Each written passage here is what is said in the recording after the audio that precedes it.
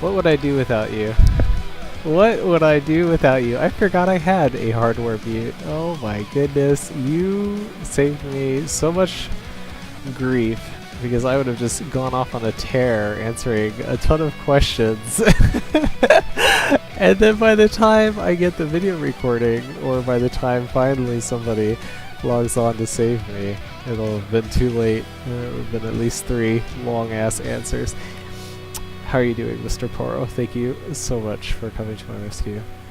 Are these going to be only Q&A, or am I actually going to play League of Legends? So, a couple ideas. One is, I don't have as much time as I would like to just play League of Legends. I am trying really, really hard on the coaching front, and I'm, tied up with a lot of family stuff right now.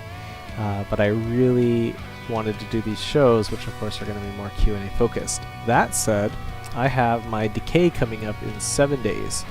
And of course I'm at Diamond 5 0 LP Decay game coming up. If I lose it, I'm going to have to bust ass to make sure that I end in Diamond by the end of the season, because that's just not acceptable for me if I am not at least a Diamond by the end of the season. So, in maybe a week's time, you'll see me playing a lot more games. For the Monday and Wednesdays, and maybe Fridays too, I'm going to try to stick to the Q&A. It's kind of what I want to do. But on Thursdays, Tuesdays and Thursdays, I'm going to try to fit in some gaming. It might be like maybe 60-40 League of Legends and other games. I've been meaning to revisit that Mass Effect, the new one they launched that got pretty bad reviews. I kind of want to check out that. I kind of want to play some Brood War Remastered, maybe some Tekken 7, and of course League of Legends. I'm actually bitten by the League bug right now. I've been playing a lot of normal games. I don't really feel comfortable streaming those just because they tend to be a lot of like pub smashing, you know what I mean? Like, they don't really push you to your limit or anything. It's just running around, collecting kills, goofing off. I don't know. Maybe that'd be fun to watch. I'm a bit of a weirdo when it comes to streaming. Yeah. I like I said, maybe once my Decay games come up, I'll play my rank ladder. I'm itching to play some AD carry. I've also adopted the idea that I'd like to seek out a either a support main or an AD carry main to work with and see if I can't produce a quality duo queue partner, out of somebody. I have one guy in mind, but he's not as competitive as I am, so we're not a good fit. Maybe. I don't know if I've ever worked with you before. I don't think we've ever done any kind of coaching or dueling, but why not? Why not start, right? Maybe we'll sit down and take a look at how well we mesh. Just so you know, I'm pretty friendly when I'm not playing video games. When I start playing video games, when I start competing, I become a lot more aggressive. You asked, huh? Gotta ask with money in hand, baby. All right, cool. So let's go ahead and I'm gonna just start knocking them out. If you have any questions, of course, Mr. Poro, feel free to lay them on me. I don't know how long it'll be until you get company in the chat. Alright, let's start with ones from Summer School. League of Legends Reddit Summer School. Liquid Pidgey asks, as an AP mage mid, I have trouble last hitting consistently, missing about 1 per creep wave. Would it be okay to take some 80 reds instead of M-Pen in order to help last hit? That's a good question. I'm going to start by saying if you're only missing 1 per wave, that's pretty far ahead of most stronger players. You know, it's a funny thing, but when you're up and coming in League of Legends, you tend to have this idea that every player on the ladder manages, or at least every player on the ladder that's like plat or higher, manages to just farm like gods, and they get all the creeps all the time, and that's, you know, it just couldn't be any further from the truth. People all the way up until Diamond Masters even, everybody struggles with last hitting, so trust me when I say everybody knows what you're going through. Unless you jungle or support, you struggle with CS. That's just the way it goes. Would it be okay to take 80 reds instead of M-Pen to help with last hitting? No, it really wouldn't. In League of Legends, you have a directive based on what role you're playing and what you're trying to accomplish in a given game, and you want your stats to kind of help you with said directive. So if you're a control mage, you probably already guessed it, your goal is to control space, to burst threats, you know, to help give your team that extra edge when it comes to threatening zones that the enemy squishies, particularly their carries, are allowed to participate in, right? Your 80 reds do not help you there. They don't help with your ratios if you're a control mage. They don't help with your skirmishing or your 2v2 or your fighting or any of that, right? So they give a little pennies worth of improvement. And at the end of the day, if you're using it for the practical use of just helping with last hitting, then you're basically using it as a crutch. And that crutch won't always be there for you, so you have to be, you know, be careful. And I think optimizing is a really, really important detail in League. Interestingly enough, they've announced that they're completely removing the runes. So part of me, the non-coaching side of me, says go ahead, you know, throw in a couple, you know, you can do that. This again is coming from the your friend Jono, not the coach. You know, the coach would say absolutely not. With runes being removed, you know, in give or take, I don't know how long, probably 2 to 3 months, they'll probably implement that patch if I had to guess. I don't usually keep too much track on it, but they'll be removing runes altogether, and then you're going to have something different. Preseason masteries will probably also change quite a bit. If you're really having trouble last hitting, you know, I always prescribe the same thing to all of my students, which is just 10 minutes in a pre-game before you ladder. You know, just get on there, buy normal items. You know, get your Doran Ring, get your level cap increasing is pretty interesting. Get your Doran Ring, get your normal items, normal potions, normal everything, just 100% normal, and then go into lane and just practice the raw mechanic of last hitting, you know. I can offer you some tips when it comes to last hitting, getting it more consistent as well. You know, you can really tightly control where your character is positioned. So one of the most common mistakes I see is that newer players and veterans alike, they tend to get this idea that it's so important to keep moving, and they're right, it is important. It's really important to keep moving, but sometimes they move in a way that's detrimental to their own ability to last hit. So as an example, you know, if you're at your max range, let's just say 500 for your auto attack in order to last hit, you want to make sure that when it comes time to actually score the last hit or to do the auto, that you are actually in that range. And maybe even a little bit deeper, like 480. This doesn't get talked about a lot, but it's important to know that the enemy will try to harass you, and people who just beat into newer players' heads that you have to stand at max range all of the time, there isn't really any kind of a cushion, right? Like if you're standing at your max range and the opponent pushes into you, you want to move back, but you also want to get that farm, but you're right on the line of 500, so what do, right? That's a crappy situation to be in. Give yourself a little bit of insulation. Be like 475 or 460. Of course, this is depending on like how well you're doing in lane. Obviously, if you're getting smoked, you can't stand at 460 range. You got to stand farther back and come in for your last hit. But if you're doing decently and just like fresh on the way, that's what it sounds like. It sounds like these early levels, you know, that you're having trouble with the last hitting. Make sure that you're in your range. That way you have a little bit of, you know, give and take. If the enemy approaches you and say you're like Orianna or something, you can send out your spell, or Syndra, you can send out your spells as you're fading back a little bit, as you're auto-attacking the creep, and if you have that cushion instead of standing exactly max range, you'll be able to last hit a lot better. Other things to consider is, although I wouldn't necessarily change my my runes, you know, reds from Magic Pen to physical damage, what you may want to consider doing is looking at champions that just have an easier time last hitting, and there's nothing wrong with this. As a matter of fact, it's pretty encourageable. Annie with her Q, you know, Cho'Gath with his Vorpal spikes. You know, if you go the right route of AD champions, Zed is the easiest champion in the game to last hit with because he's got that execute damage. You do get to build AD reds on Zed, so it helps with last hitting naturally. You know, Talon, Jarvan with his passive.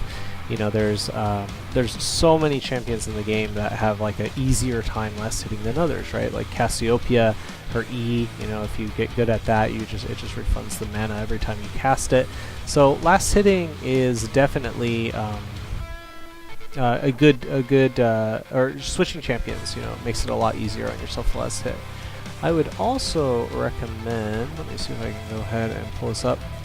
I will try to get my shameless plug out of the way early here. My website, leaguecookie.com.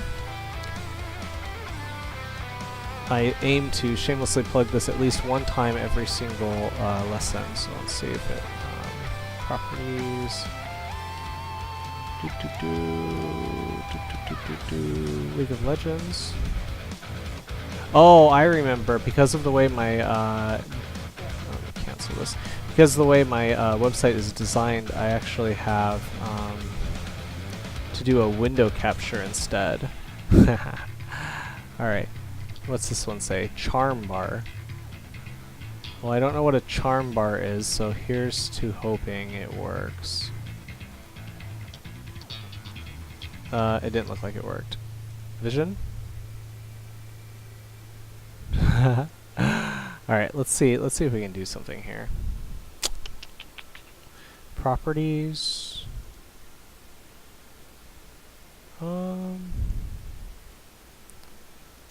Maybe it wasn't a window capture. Maybe it was something else.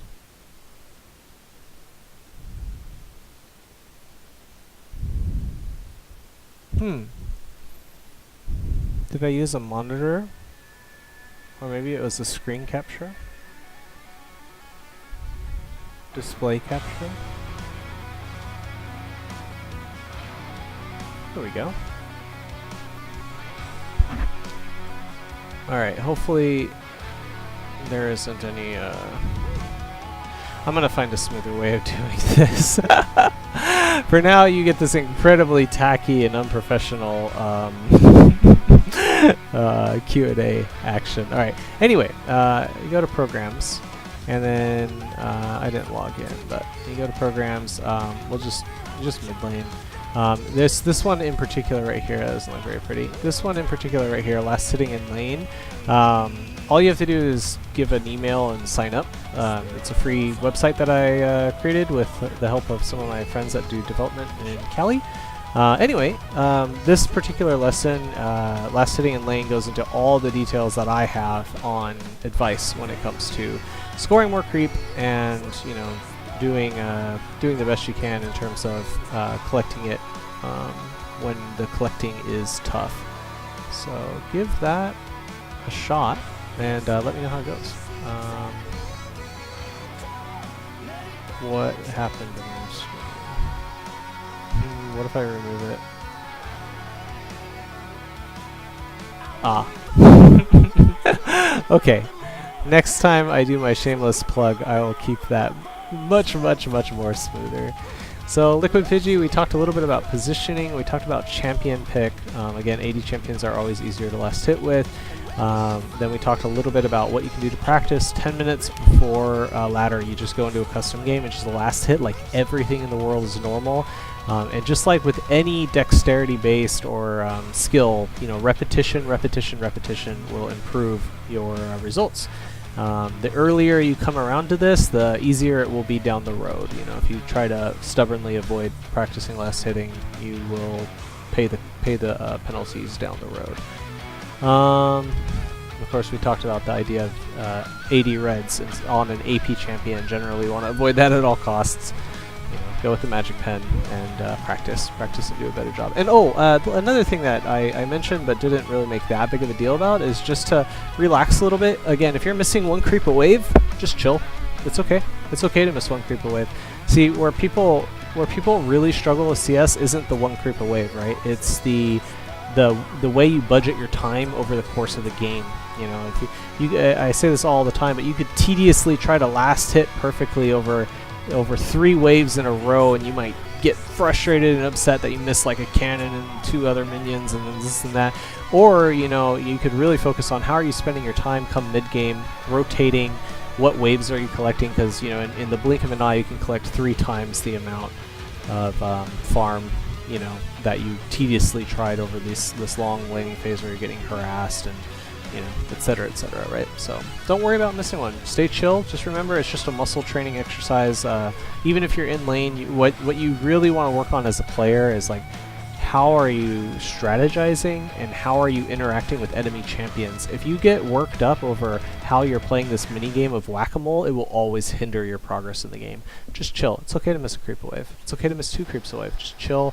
Try better next time. Just remember that you're just training that muscle memory. League will be with you probably, if it's like it for everyone else, it'll be with you for a long time.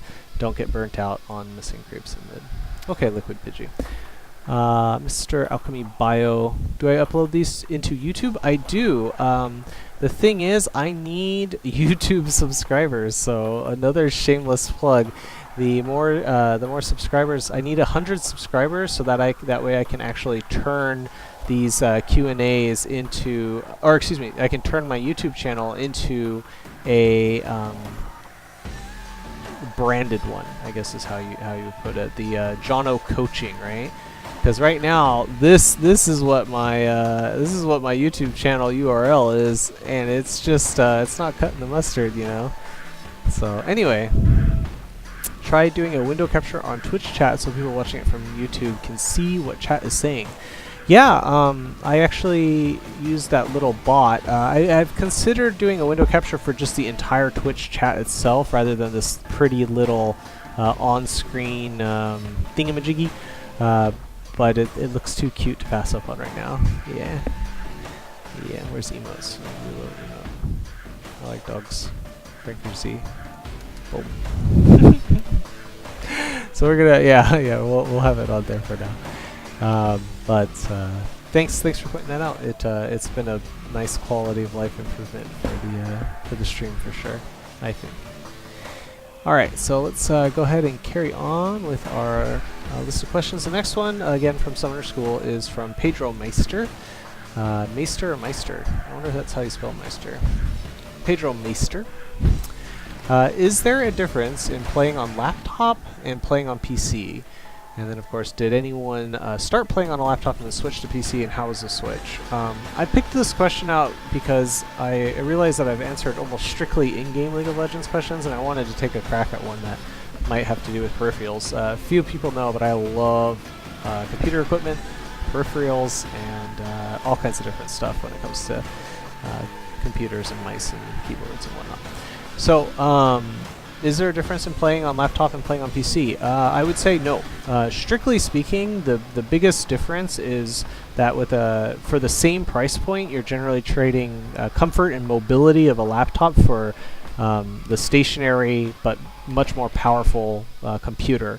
And that's only if you're comparing them at the same price point, right? So you can put in the bucks into a laptop and get a laptop that'll function just as well as a PC and render, just as good as you would want for League of Legends, at least. This, I'm sure there's some dollar point where, this might not hold true, but for League of Legends, what you really, really, really, really want is just to make sure that your game is running at a nice, smooth 60 frames per second, and it doesn't dramatically dip when you hit team fights, right? And laptops can do that. I don't necessarily think it's too important for you to be on the highest settings either. What's just most important is, can you maintain that 60 frames per second? Because that's going to be what's constantly feeding you information based on how you're doing. It's going to improve your responsiveness of your mouse and your clicks. and it's important. So if your laptop is struggling to produce 40 frames per second and you've put all your settings down to medium or low and it's still only puttering out 40 plus frames, it's not getting into that 60 range, it's time to upgrade. And if money is tight, then a PC will do better for you, right? Because you'll be able to hit that 60 frames much easier. Whereas a laptop, you know, you'll get the comfort and the mobility of it, but you'll pay more if you want that 60 frames. Laptops do give you access to some interesting ideas, right? So again, power from your PC goes into more than just League.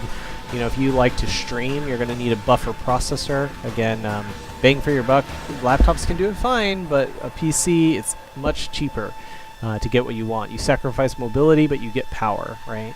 But if you want to stream, if you want to listen to a bunch of music while you play, if you want to interface with your viewers on multiple monitors, it's easier to do that on PC and still maintain your frame rate.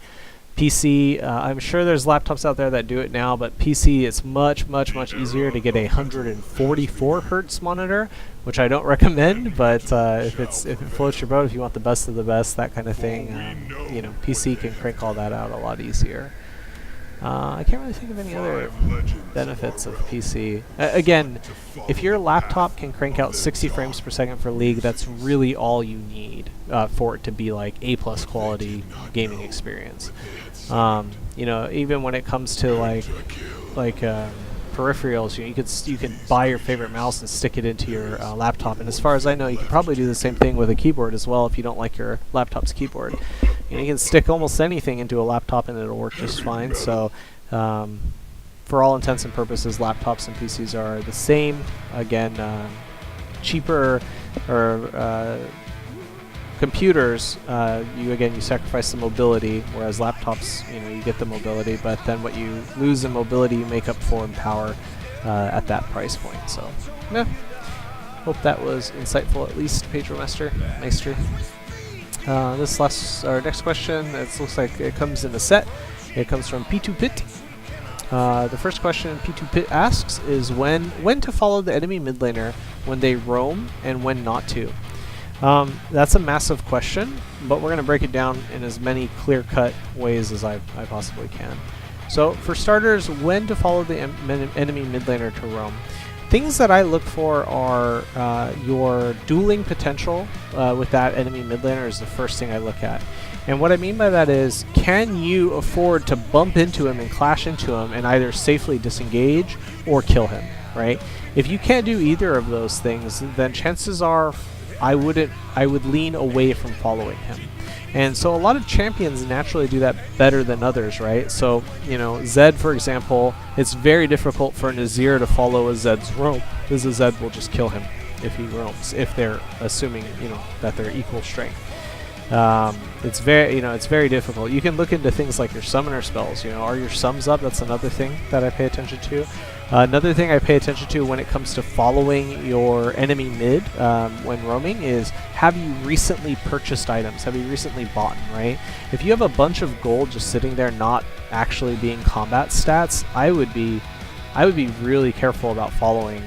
It's probably better at that point, if you haven't bought yet, to just blast that wave down, spam like 6 MIA pings on your lane, spam some danger pings to the lane you think he's going to. And a trick for pinging that I like to use is I like to hold tab so it brings up the scoreboard and repeatedly spam ping his your enemy mid laner's icon. And what that does is that in the chat, it'll put up a wall that says, Zed is alive, Zed is alive, Zed is alive, right? It's like, ta-ta-ta-ta-ta-ta. And it gets people's attention really, like a lot better, I think, than the MIA pings do. So I just hold tab down and pop, pop, pop, pop, pop, pop, and just spam that he's alive. And at least it tends to get through to people who might be tunnel visioning in the other lanes. Other times when you try to consider whether or not to roam, the next biggest thing compared to champion interaction is probably vision. So following an enemy mid laner's roam when you have no idea where he's at is usually a bad thing. It's usually a way to get set up and killed by the enemy team. It's usually a waste of time. You missed out on precious farming time and you weren't able to make anything happen. Paying really close attention to what kind of vision control you have is important. So say you're in mid lane and there's wards in the you have wards in your team's like riverside, right? If you have those wards, then you know that Zed can only be in one unchecked location. That would be going through the red side jungle on the other side of the dragon wall, right? That's the only place he can be, because otherwise you would see him in the ward. So he's doing one of two things. He's either sitting in a bush, at the entrance waiting to ambush you, or he's going that long route. And I find that having that vision control really helps me make my plan a lot easier, because you don't have to always be afraid of every single step you take in that situation. So vision control is really important. The more wards you have, the more likely, and when I say you, I mean you and your teammates, right? Bot lane ward, jungle ward, your ward, like, do you guys have wards in the area? The more wards you have, the more likely you are to follow. If it's pitch black over there, no, don't do it. I'm not going to swear, I don't think, on my stream. Anyway,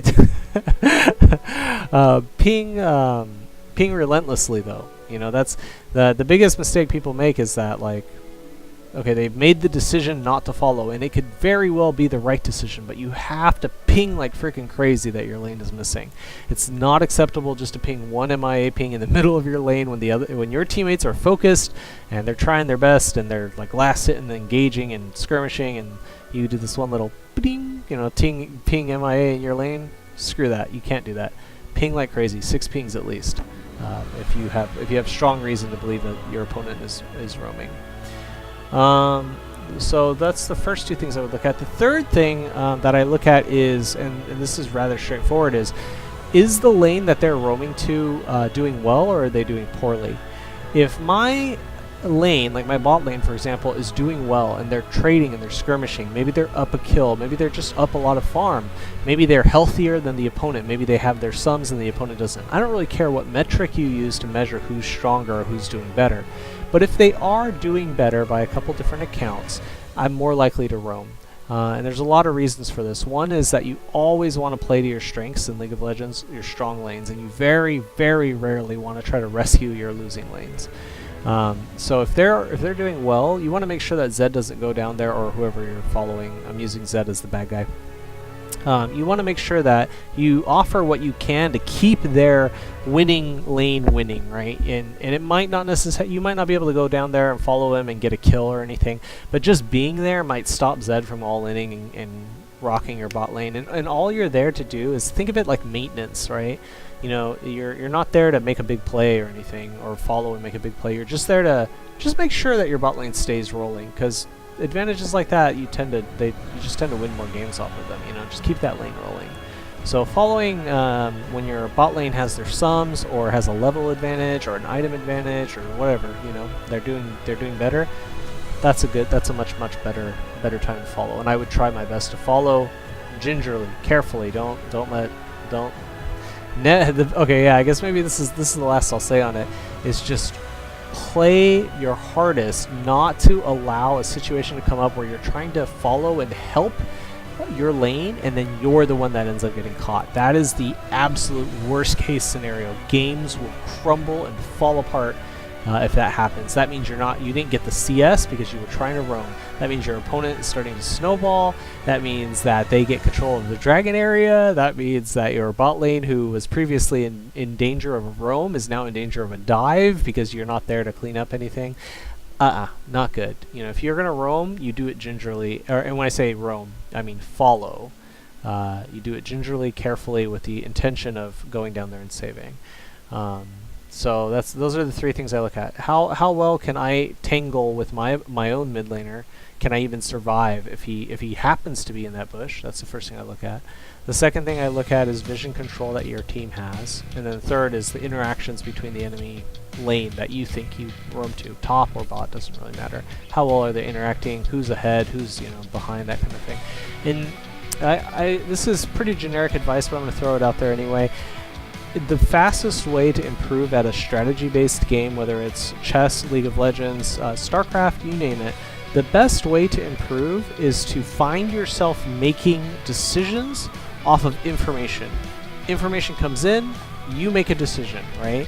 A lot of people get too hung up on, like, what should I do, or what's the right answer, or that kind of thing. Don't worry about that so much. We're not judging right now.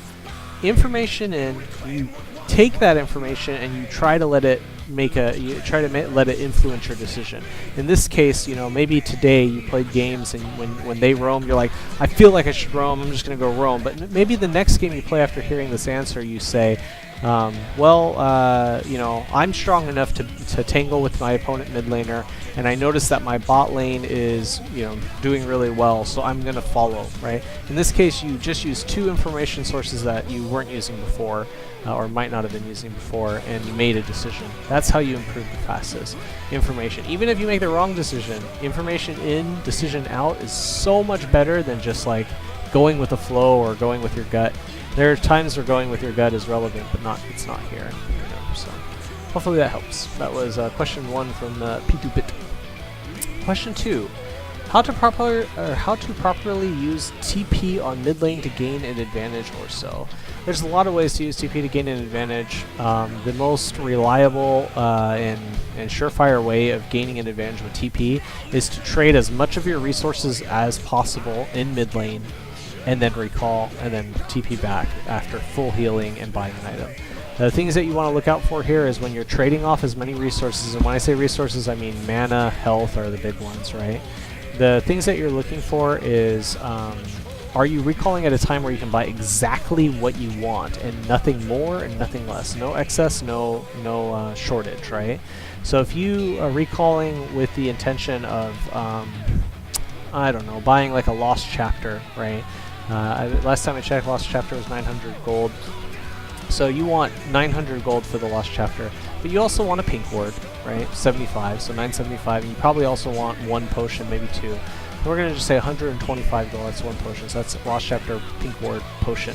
When you use your teleport, you want to make sure you're hitting that timing on the nose. You don't want to sacrifice by being short, and you definitely don't want to have extra 200 gold just lying around. You want to be efficient, you know, you want to be tight with your build and your timings and that kind of thing. That's one thing that'll help you get better TPs. I also think that a lot of players don't rigorously trade off their resources well enough.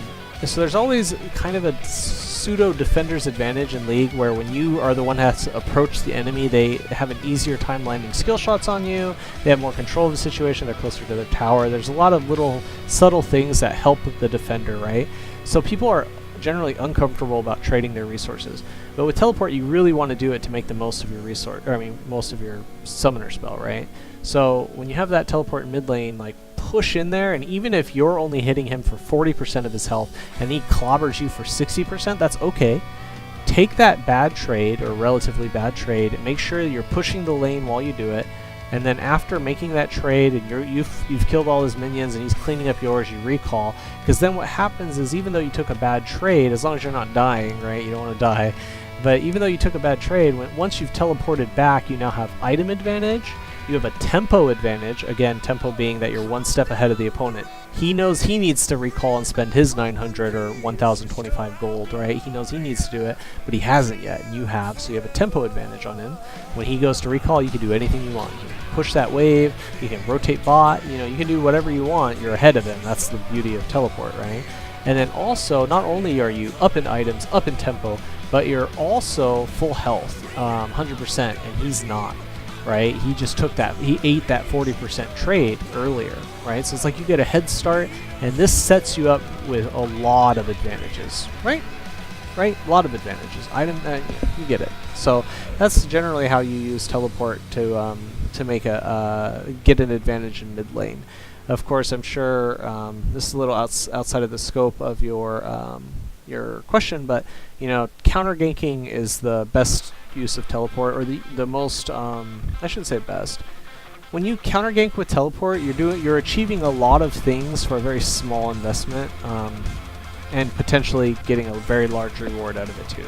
So I tried to do less teleport ganks, in my opinion, and more counter ganks with your teleport.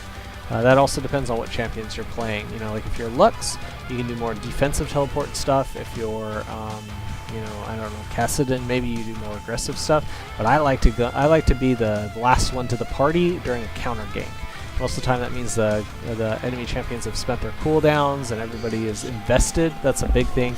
A lot of people complain, you know, oh man, I teleport bot to make this big gank and none of my teammates participate. Well, if they've already committed or they've already been ganked upon, they're forced to participate, right? They've already used some of their resources, their ults, or their maybe some of their summoner spells. So that's generally when I like to show up to a different lane by using teleport. Worth noting. The last question from P2 Pit is, when should you adapt from your champion core build to the situational one? For example, playing Syndra and getting bursted by Annie. You know, rush Roa, Banshee Veil, or focus on finishing Morello as the core item. So this is a good question. The way I always put it is, how are you planning on interacting with the enemy champions in that game? So the same person in different situations will probably gravitate towards different solutions to this problem.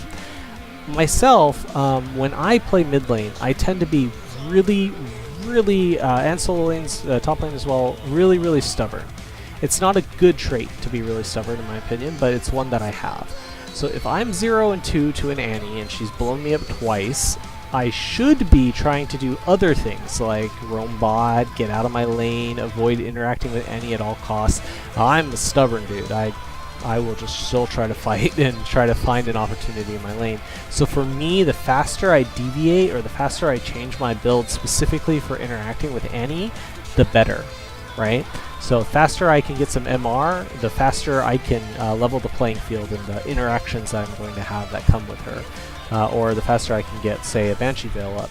Now, Banshee Veil's pretty expensive, so you kind of have to make your decisions around that.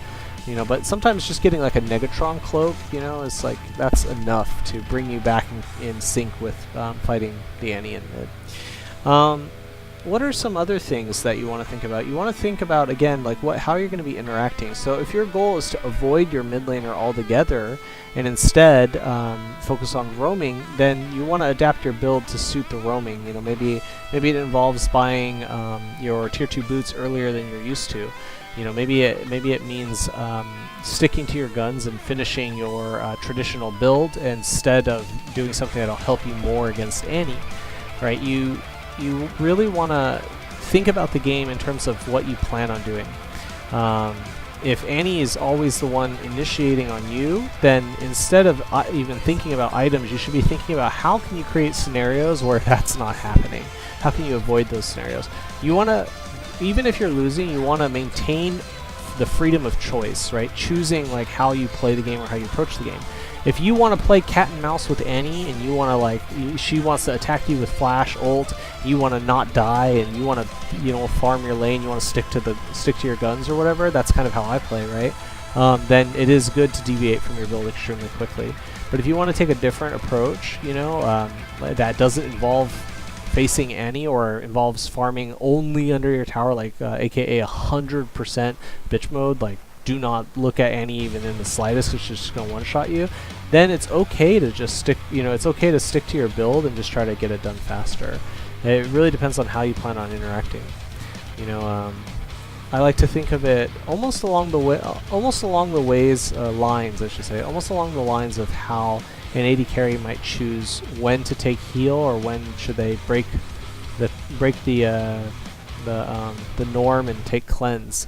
You know, and so the AD carry should really be thinking about, well, I know that the enemy mid laner has an inescapable, like Lissandra or something, ult.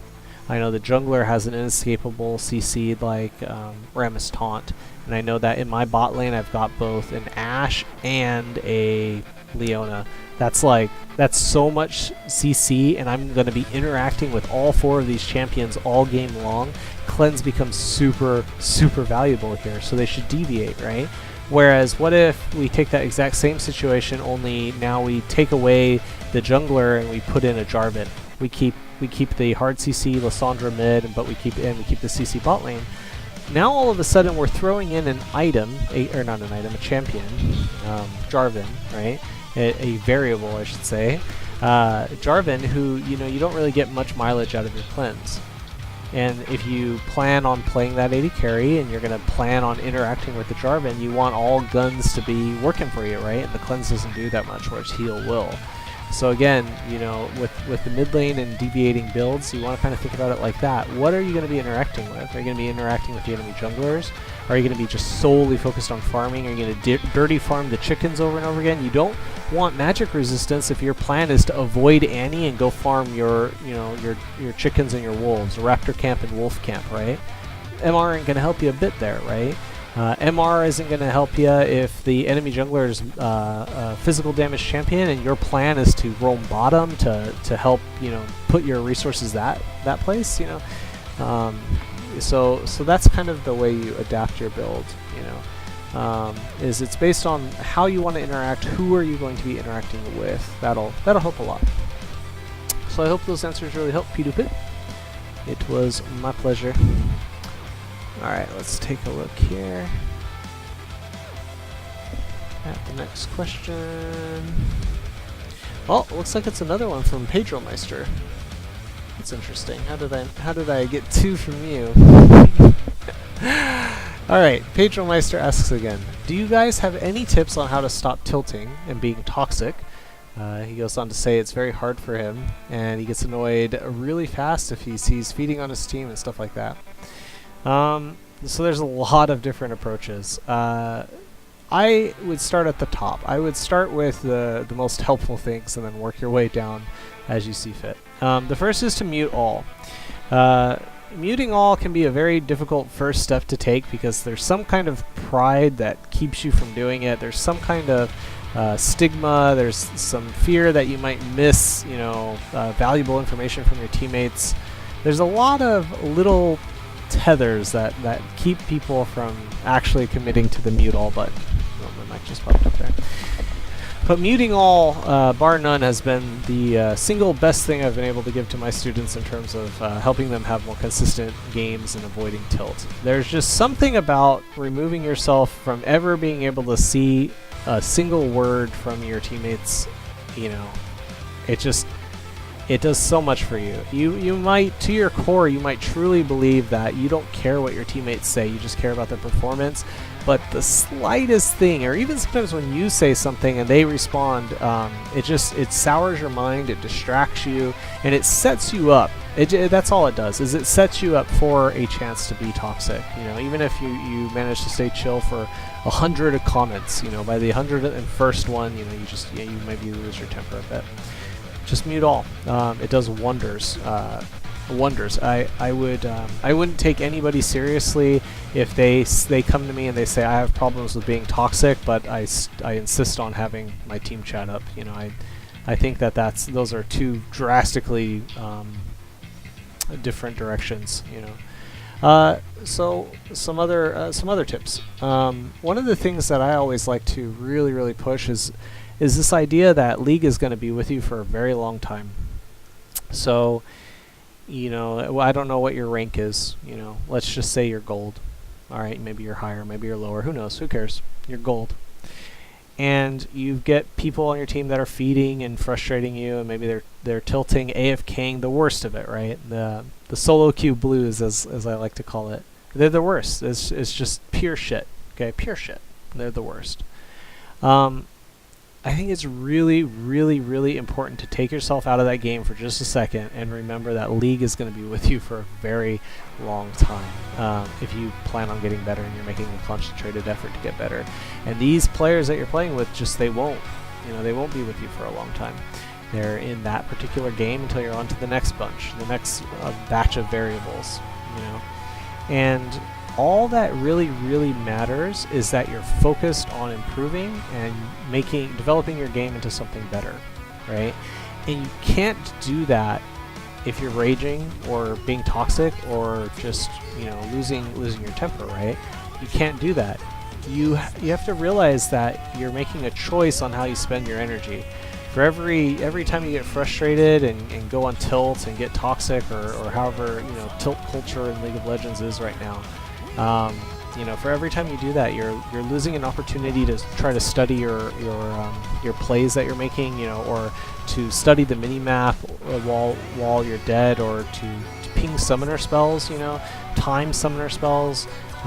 Look at enemy builds. That there's just a stronger player will find a million ways to use their time, but it takes energy, and if you're using your energy on tilting, you're basically saying, It's more important to you to vent your frustrations to these other nobodies. It's more important to you to vent your frustrations than it is for you to improve. And when I find myself at the most frustrating peaks, if I can really tell myself that, if I really have a goal, if I have to hit this rank by the end of the season, then I'll be much more likely to be able to put away my frustrations, right? So that's another thing. Those are two ideas. The third biggest one is to schedule your games. This is, I hear a lot of people giving the first two bits of advice, I think, but this third one is something that I don't think enough people do. Scheduling your games is like, if you're planning on doing a lot of laddering on a season, it's one of the most important things you could possibly do. If you schedule your games, I always recommend a block of 3 games, right? So that's 2 hours generally. That's enough time for you to, get into your games, maybe 10-minute warm-up with CS, play 3 games, maybe do a replay review, right? In 2-hour block of time. You can tack on a little bit more, a little bit less as you see fit. But what it really does is it gives you a much more concentrated amount of play time, and it also allows you to move away from a lot of the things that set you up for failure when it comes to raging and tilting and getting really ticked off, and getting toxic. It's, a lot of the elements from your life build up as stress, right? Work, school, responsibilities that you're shirking, taking care of family members, distractions. I know a lot of players that play with just tons of distractions all around them.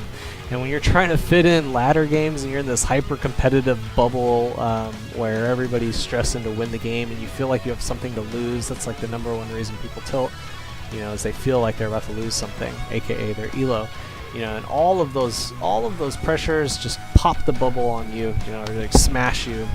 They all build up whether you know it or not. So scheduling helps out a ton with that. And I also think that in addition to the scheduling being great for that, is it also really keeps you honest. It's one thing to tilt, right, and get pissed off or frustrated over a situation. Everybody does. It's one thing to tilt, but it's another thing to just fucking play a ton. Oh, there I go, swearing again. A ton of games in your tilted state. That is where it's a problem, right? I don't really care if you tilt in one of your games and blow up and scream obscenities at one of your teammates. As a coach, I'm probably here in the background. You shouldn't do that. You should try to play a little bit harder, play a little smarter. I don't really care if you tilt 1 game or 2. It's probably okay. But it's when you're tilted and then you keep queuing up again and again, and you're like, I can do it this time. Fuck, again, there goes swearing. And you're in that grind and you just can't help yourself. Scheduling helps you with that a lot because you're like, I'm gonna play these 3 ranked games, and no matter how pissed I am at the end of it, I'm gonna take a break. Breaks have been shown time and time again to drastically improve your performance and your comprehension, your ability to learn from your mistakes. I can't say enough about taking breaks in between your games. So yeah, schedule a chunk of time where you won't be distracted for 2 hours if that time exists in your day-to-day. And then play hard, play sincerely, go in there to win and mute everybody, again, and play sincerely. You're there to improve. League's going to be with you a really long time. And somebody feeding their brains off, it's just another day on the job. It's another bit of a grind. So those are probably the 3 biggest ways that I try to help students with tilt and toxic behavior and that kind of thing. I've known the sweetest human beings on the planet go toxic in a league game. I know that I have had trouble at different times in my league career, thousands and thousands and thousands of games where I've lost my mind over some imbecile on the internet, right?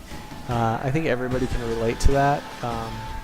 I would try a lot less about suppressing your frustration and a lot more about getting what you want out of the game, even if it's a muddy walk.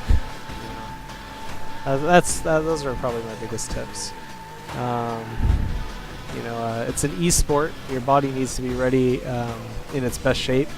Just like a physical sport, your mind needs to be prepped. So staying hydrated, eating a snack, making sure that you got rest the day before, or the night before, or however you want to say it. Making sure that you're not distracted. Like, these things matter so much, you know, to your competitive climb. So, you know, keep that into account as well. All right, Pedro Master, good luck. Good luck with staying tilt proof. All right, let's take a look here. We've got a question from Holofoil. That name makes me think of Pokemon cards, Holofoil. And when did people stop using that first word, holographic? Nowadays, they only say foils. Nobody says holos anymore, or holofoils. I like it. It rings of nostalgia. Is Ashe good? Is she still good? She feels kind of weak and got destroyed by Jhin in a lane. Well, is Ashe still good? I would say she's fine. Not good, not great, not bad, but fine, you know. The game ebbs and flows like crazy with metas and flavor of the month and, you know, whatever champion's hot at a given time. And Ashe has stood the test of time. I mean, she's one of the oldest characters, if not the oldest character in the game. You know, she's got a kit that resonates with players. Everybody knows her for her big, long arrow snipes and her volley poke. What I would say is that it's fine to say that she feels kind of weak, because in laning phase she probably does. You know, she can only like poke a little bit and volley, and she tends to scale really hard. But with Ashe, you should really only be looking at one thing and one thing only when you're trying to analyze whether or not she's weak or strong or a good fit for you, or however you want to phrase it. And that is, do you want the initiating power that her arrow gives you? I mean, do you really want it? I don't mean just like as a luxury, like, oh yeah, of course, I love Crystal Arrow, you know, I wish Tristana had a Crystal Arrow, you know, like, no, I mean, like, would you give up a lot of the luxuries of like a stronger lane, like a natural escape, like all these other wonderful things that other AD carries can bring, incredible range DPS, you know, like, you know, are you willing to give all that up for a little bit of extra initiating power? And not a little bit, I mean a lot. Like, Ashe initiating power is fantastic. She can make picks, you know, she can make plays. And if the answer is yes, I do want that, then Ashe is good and she's the right champ for you and you should play her. You know, you shouldn't really concern yourself too much. If you're ever curious, you know, consult the win rates on op.gg. So just go to na.op.gg and go to champions or stats, statistics, and then just go through the different ranks. You'll see, I actually did this earlier with Ashe, but you know, at the bottom of the tier, you know, in bronze, you know, Ashe has the lowest win rate, 46.87. But then with every single skill bracket increase, you'll see Ashe gets closer and closer and closer to 50%, right? Showing that she can win half her games. And win rate isn't anything, but by Platinum, Ashe finally hits 50%, at least at the time of this recording. Patch, what are we on, 7.17? Anyway, and you know, as you climb into Diamond and Masters, again, slowly but surely climbing up little fractions of percentiles, and she's consistently at, you know, half games. So if you take a Platinum player and they're winning half their games with Ashe, then is she weak? No, I mean, I don't think so. You know, can she out-trade? Can out duel a Jhin? Probably not. If that Jhin flashes your ult, if you don't get the drop on him, he'd probably just blow you up. That's one of Jin's strengths, and that's not Ashe's strength. So if you want to know if Ashe is weak or not, you really should look at her design and, you know, do you love that Crystal Arrow? Do you want that initiating power? You know, it turns out there are other AD carries that also have pretty decent initiating power, like Varus, for example, who has a creepily similar win rate to Ashe, but he initiates with his R. Jhin can initiate with his R as well. It's not a Crystal Arrow pick, but Jin's ult has a lot of range and a slow to it, you know. So if you really like that initiating power, you know, then Ashe is great. You know, Ashe is great. Otherwise, nope. You know, she's not weak. She's just so-so. Right now in the meta, she's a 50% champion. So, you know, there's two ways to climb, I think. One is that you become a master with the champion you love and that you're willing to play over and over again, and you enjoy the benefits of knowing your scenarios way better than the other players, being able to judge your damage better than the other players, being able to, you know, decide when and where to move.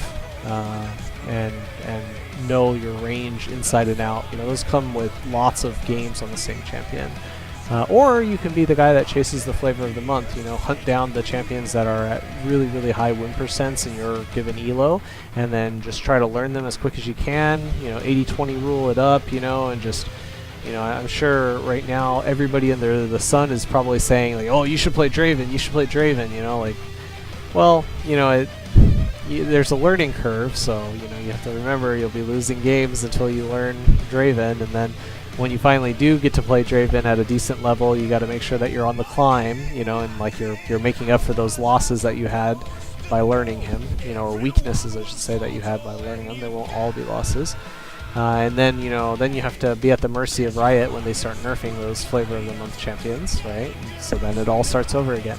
Your League of Legends skill will be improving along the way, you know, your orb blocking, your mechanics, your general mechanics, but all that character knowledge, all that character-specific stuff, it starts to degrade, you know, it starts to not be as worth, right? So there's pros and cons to chasing after the high win percent top tier at the given moment champions and becoming a master at one that is, you know, decent or good, you know, or, you know, even a weak champion if you know him inside and out. What up, Zephyrhawk? What are we chatting about? We just got off talking about if Ashe is still good. I know you have a soft spot for Ashe. So I was talking a little bit about meta, and I was talking a little bit about win percents on op.gg, and the benefit of mastering a champion one-trick pony style versus chasing after Flavor of the Month champions. Talked a little bit about mid lane roaming earlier. That was pretty fun. So, yeah. I'm going to take a drink of this ice cold brewski. Oh, am I allowed to drink alcohol on stream? Am I going to get banned? It's a Pepsi. Don't look at me funny. Oh, anyway. Cool, that was from Holofoil. This next question is from Alinsa. Alinsa? Sounds like something, maybe I'm going to take a stab at Latina name. Aleinsa. Alinsa? I'm sure it's prettier if it was pronounced correctly. Can someone give me any tips on how to climb, please? Been on this game a lot and got sick of being bronze. I picked this question because there's a lot of people on the Reddit League Summoner School asking similar question, right? That's just like, end of the season's coming up. I hate where I'm at on the ladder. Like, what do I do? Like, how do I get out? How do I climb? Right? And of course, this question is impossible to answer in a 10-minute answer or anything short. It's a super loaded with tons and tons of different things you can do to improve. I know that's not really what you want to hear. What I can say is that the number one thing to climbing the ladder or to improving is the consistency and the repetition of playing more and more games. There are a couple different things that will skyrocket you up the ladder. One is repetition. Are you playing a lot of League? The first time I got Diamond, I was eat, sleep, breathing, dreaming, skipping school. I played the snot out of League. I played all the time.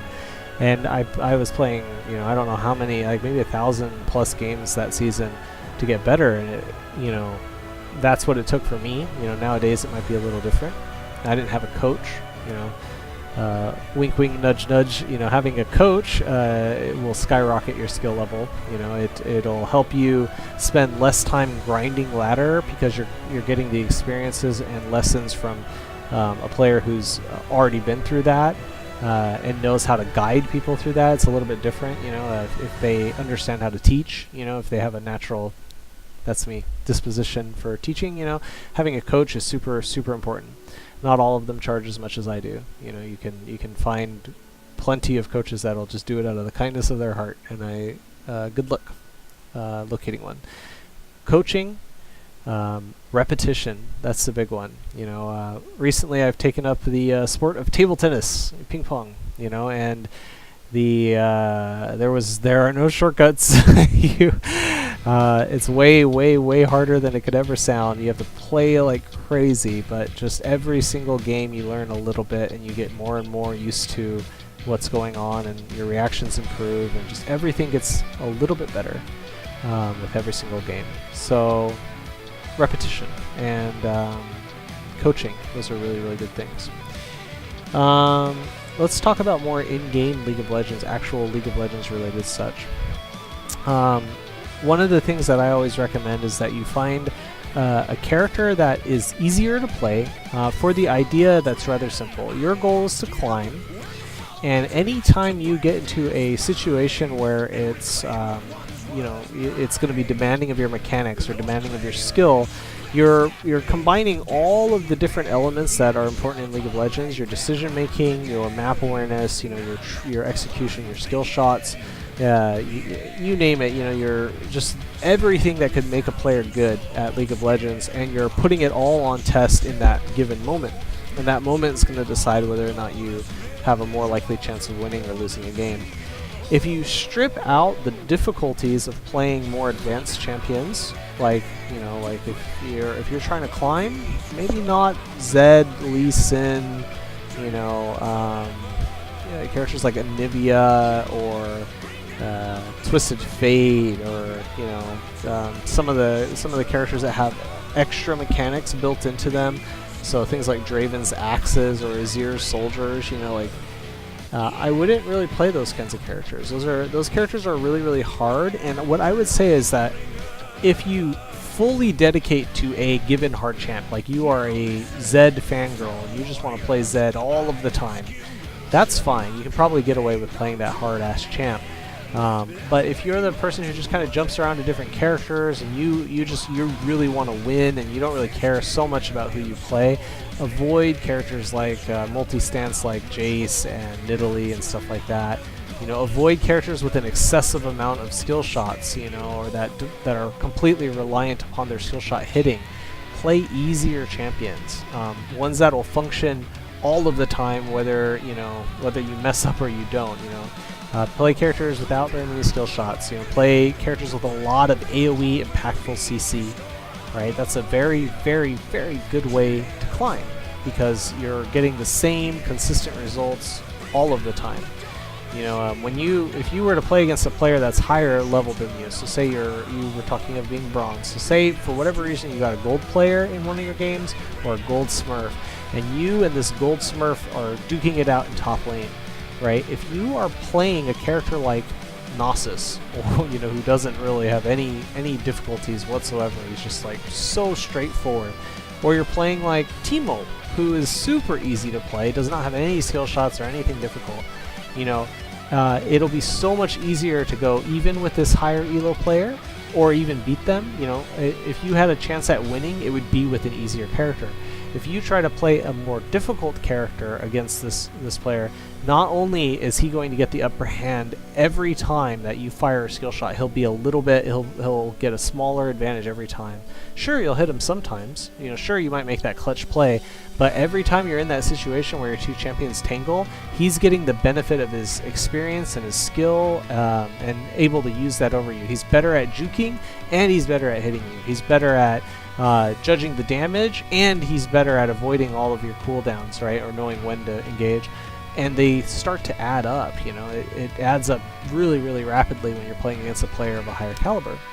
But if you play a simple champion like Renekton, or even super easy Garen, all you really need to pay attention to at this point is how are you managing your cooldowns, how well are you spacing, and try your best to make good decisions. Try not to be rash or risky. And these easy champions will always perform the way you want them to, or always perform to their potential. Whereas the skill shot champions have a chance to really fail you. And when you're climbing, a lot of it is that way. You're always going to be playing against better players from time to time. You'll play against weaker players. Oh, that's another detail. If you play a really easy champion like Garen, and you play against a complete total noob that you can crush, Garen will destroy that character because there won't be any situations where they barely escape because you goofed one of your skill shots or something like that. I mean, you will run up to them and you'll split their skull open with your Q and your ultimate and such. And you'll snowball consistently because you're not going to trip over your own feet at any point in that process. So I recommend really pick easy champions, stick with them. Don't try to do the grass is greener on the other side with champions or roles. Don't change your roles very much. Just pick one or two roles, and 2 champions in each role. Don't play a bunch of champions. Focus, practice, and try to make them easy, so that way you're always performing well. Yeah, I think that's really good advice for climbing. Any other advice? Whenever you're playing normal games, play with players that are better than you, and don't shirk your responsibility of like trying hard. You know, play with people who are better than you, and like try your best. And even in normal games, you know, if you can't play League but you have access to a computer, study League. You know, if you're just killing time or something, like try to read the wiki in between games, or just study. Yeah, just study ranges, study cooldowns. These are ways that you can definitely improve and win games, carry games. Yeah. What's up, Swagner? I see Unknown Bob and Cow Raven in the chat. Appreciate it. Thanks for tuning in, guys. Let's move on to the next question. Serial Killer 0. How should I play in a team fight? I play Tryndamere. Since they're melee and they have the Undying Rage ultimate, should they be the one to start the fight, or wait for them to split apart a little and kill them one by one? Sometimes they play Twitch AD carry as well, and with the same question above, should I always stand behind my team and poke them, or be more aggressive and try to get the entry fragger for a kill? You know, I have an excellent Tryndamere coach that can give you a bunch of tips and best advice that a guy could get. How should you play in a team fight? It's extremely situational, but for the scope of this conversation, let's just stick with the simple idea of how strong are you, right? If you're super fed or super strong, you should never be the first person that your opponents can get their hands on, because the opponent's CC will function the same whether you're strong or you're not, and they will be able to focus fire you the same whether you're strong or you're not. Do not give them the freedom of just getting what they want right off the bat. You shouldn't initiate.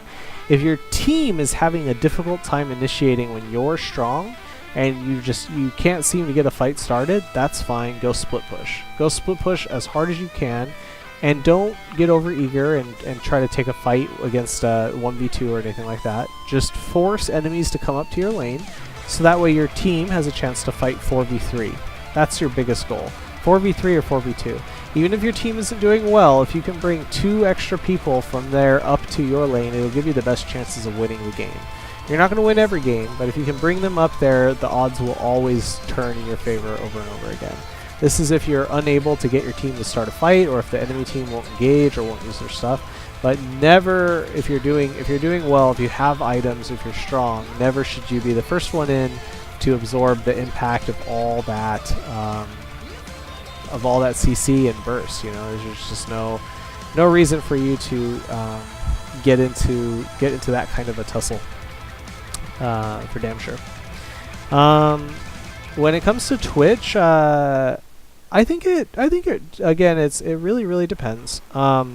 With Twitch, you want to look at whether the enemy front line is overwhelmingly strong or whether it's their backline that's overwhelmingly strong. So the stronger the enemy backline and the stronger you get, the more likely I am to try to do some kind of ambush with my stealth into ultimate and just blow them all up. And what I recommend is that you really look for some kind of a trigger that says go, and not just when you feel like it or when you think it looks okay. So for example, say the enemy Syndra is really strong, and you know that in order to win this game you're going to have to take out the Syndra, right? Well, then this might be a game where instead of just standing behind your team, you're going to have to go back and try to assassinate Syndra. So what I mean by that is, you know, go over in stealth to the Syndra, try to sneak up on her, but instead of pulling the trigger, you know, ping your enemy Syndra a million times over, like 6 red pings, ping, ping, ping, ping. Get your team to engage, and what will happen inevitably is Syndra will see your team engaging and she'll throw out her stun.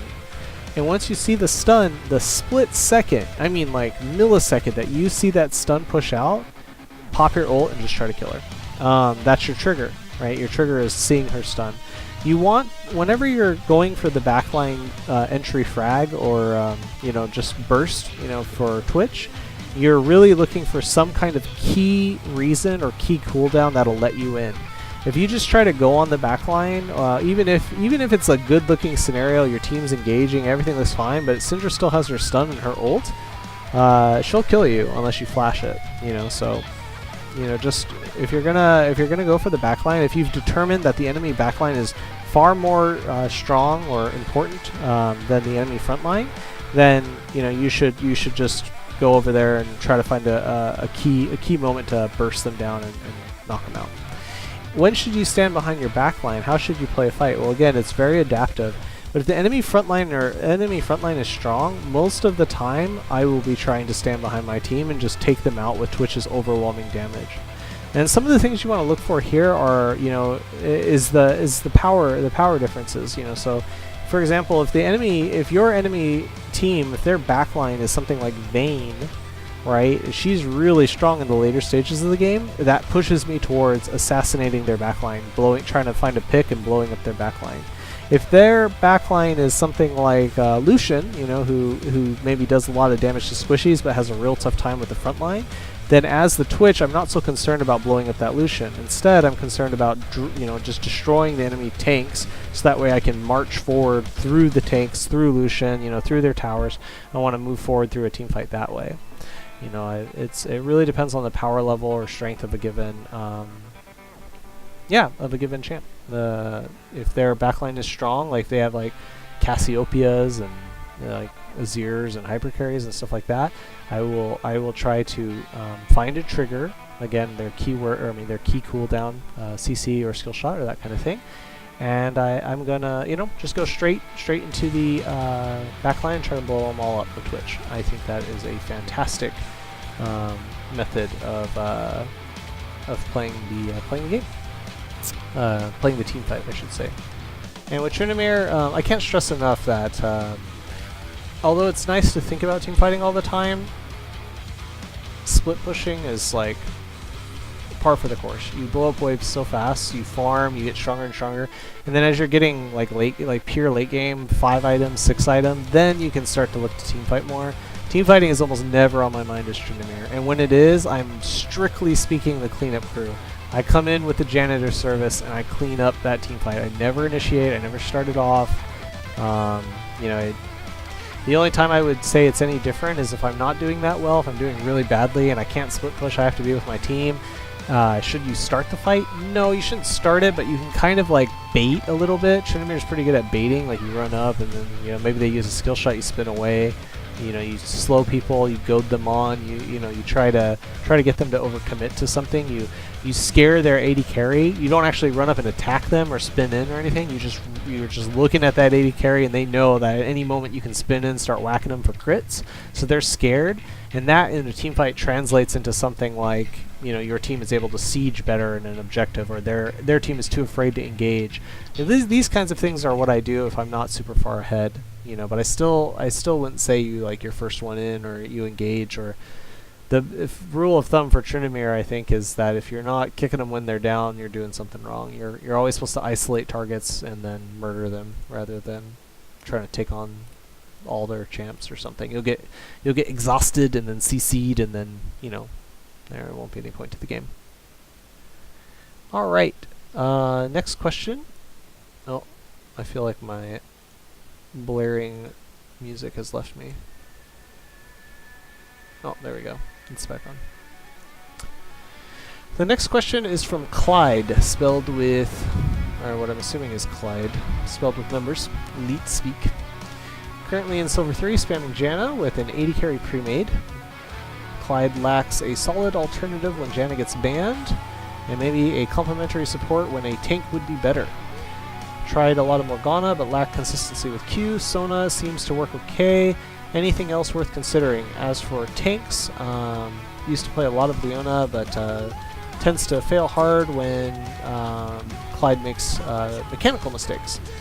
So who's a mechanically not difficult alternative for both the Janna type support as well as a tank type support? Pantheon support from Alakazam.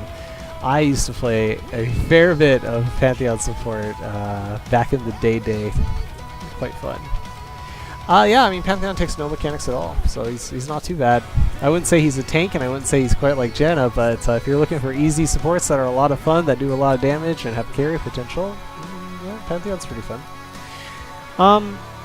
So first thing I wanted to say was that I really respect that you're so open about picking champions that aren't mechanically difficult. A couple questions ago, I specifically mentioned that if you're trying to climb, easy to execute champions are fantastic because you can really focus on the task at hand.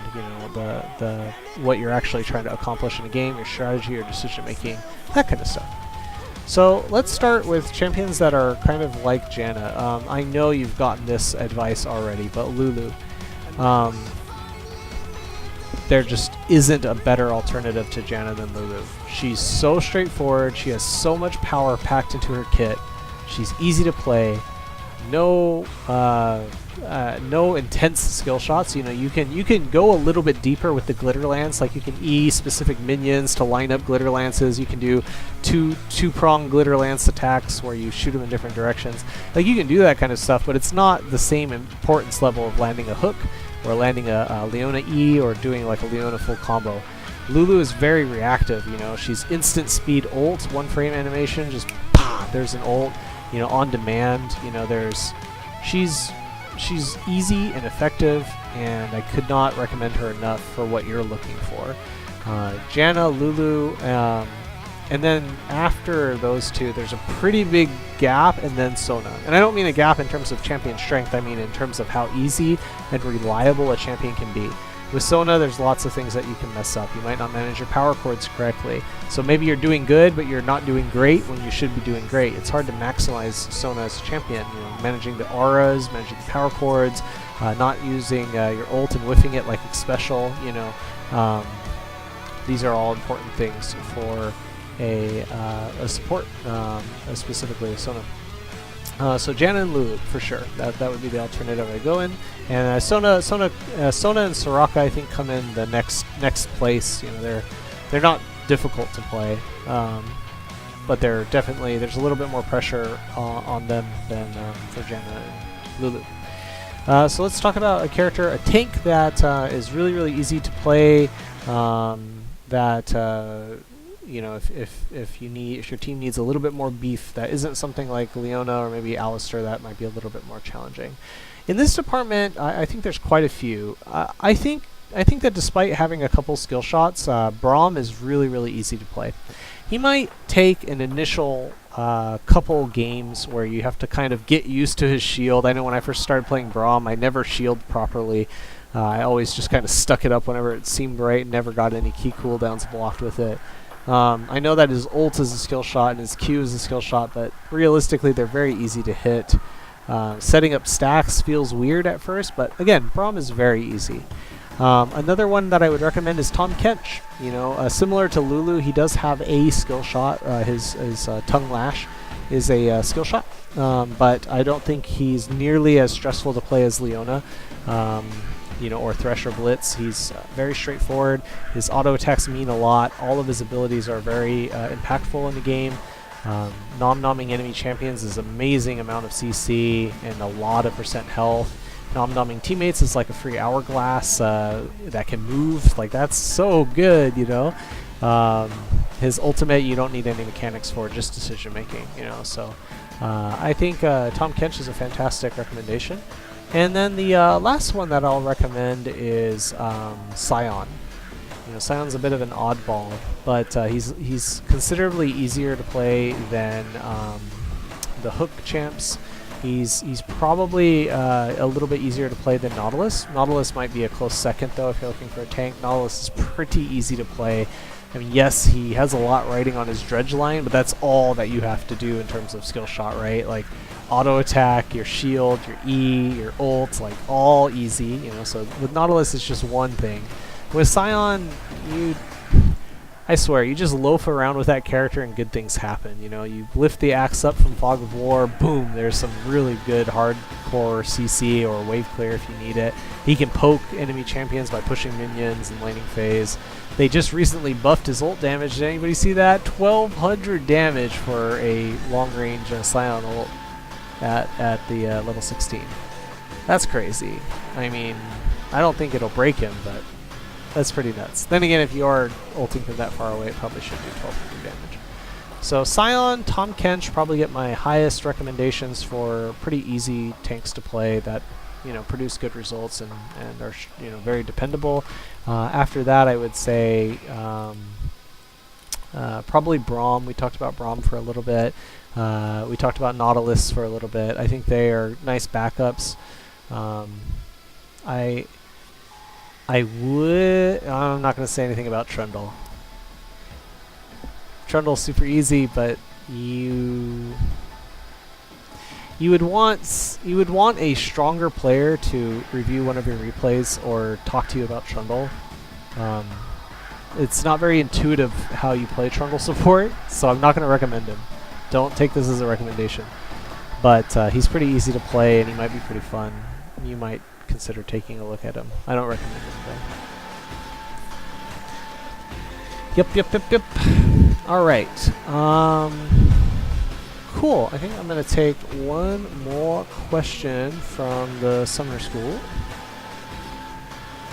What's up, Carlso? Alright. HM01 cut. Now there is a Pokemon nostalgia whack if I've ever seen one. So why is it that Amumu is a counter jungle magnet and people tell you to only play him in lower elos because you won't get abused? But Rammus has a similar clear and is a good pick. Is it literally because Amumu is more ult reliant, so delaying his level 6 hurts him more than stealing some camps from Rammus? This question is an interesting one for a couple different reasons, and I'm going to answer your question, but first I want to point out a couple of things that sound odd to me, just because in order for us to have this conversation, we got to be on the same page. Amumu is fine at any elo. There's a weird stereotype, maybe not stereotype, there's a weird opinion that he should only be played at lower elos. I know this to be true as I hear people talking about it.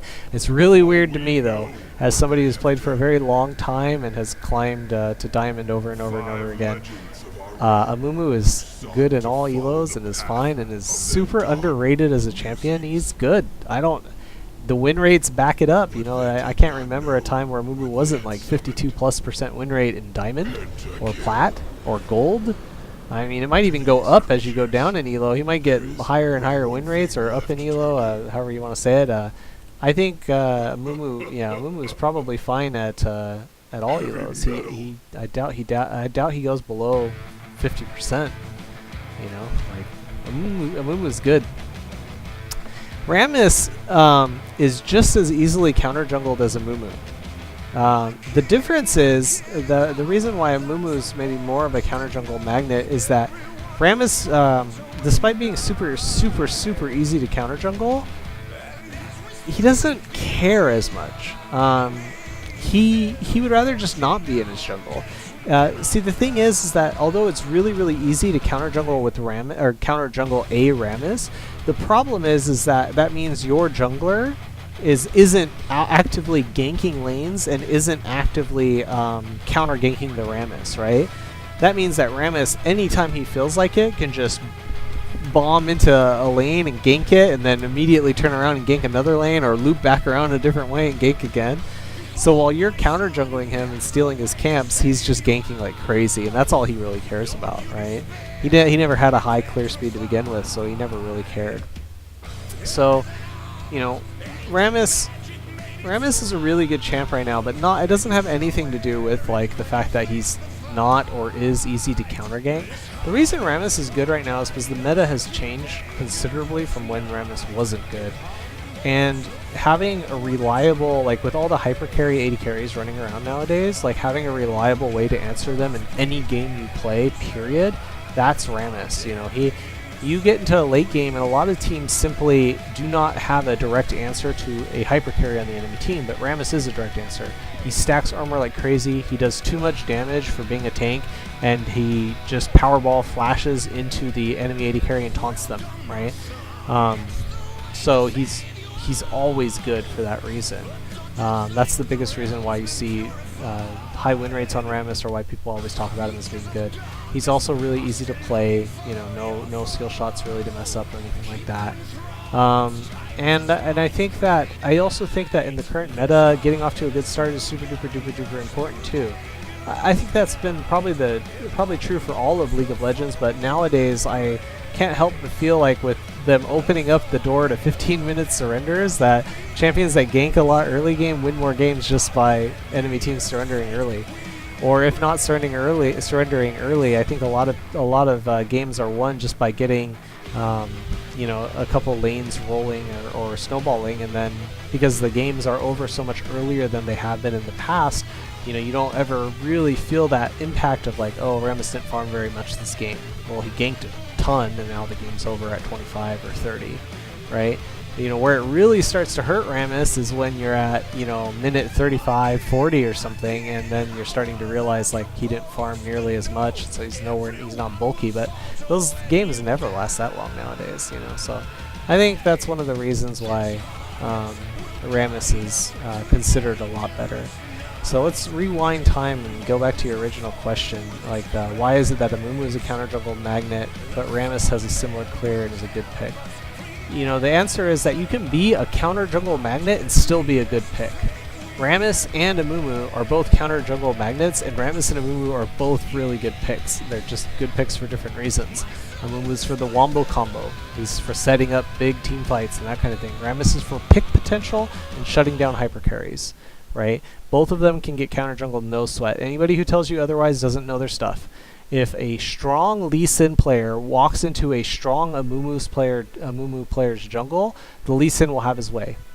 You know, that's just how it's going to be. And same with Rammus. If Lee Sin walks into Rammus' jungle with a red buff and he's level 3, or later in the game Lee Sin's level 8 and he's built some chunks of AD, Rammus has some armor, or maybe he's working on Cinderhulk or something like that, that Lee Sin will have his way with Rammus in that jungle, unless his team, again, 3v1 or something, like team effort, you know. Lee Sin will win the 1v1, he'll win the 2v2 with the skirmish, and he'll probably win 1v2 or get what he wants and then get out safely, right? And the same goes for any champ that's really good at counter jungling. So again, why is Amumu a counter jungle magnet? Well, because he's vulnerable. He can't really farm and fight at the same time reliably. He can't fend off people. He doesn't threat people. He's just sticky. You know, he's a sticky champ. And why? You know, same with Rammus. You know, why can't Rammus fight back? Well, once he's powerballed, ball curled into the minion wave, like what's he gonna do? Look at you funny? You know, like you can push him out no sweat if you know how to counter jungle. You know how to play properly. Regarding the comment about delaying Amumu's ult, let me put this the most honest way I can and say that I think people are being a little bit too dramatic if they're citing that as a reason. Yes, delaying a champion's level 6 is great, you know, but if you're Amumu, and let's just say, for example, you're on the top side of the map and the enemy's counter jungling your opposite side jungle, this is going to delay you from hitting level 6, but it's not going to delay you from being impactful in the game by flanking the opponent in top lane, knowing that there can't be a counter jungle because you saw your opponent counter jungling you on a ward, walking in with red buff and headbutting the guy until he's slowed down, and then bandage tossing him after he flashes, right? You know, that's a fantastic point from Carlso, is catch-up XP in this game is so much different than it used to be. You get lots of catch-up XP, you know, and I think that yeah, I think that's a fantastic way to evaluate the champions. You know, that's just the way it goes. They're both counter jungle magnets, but they're both great picks. Alakazam from the chat asks, quick question: I enjoy ranged top lanes who love to harass, but autoing makes it difficult to control the wave as I might like. Should I try to set up minions differently, or just ignore it all and say the harass is too valuable? Try to set the minions up differently.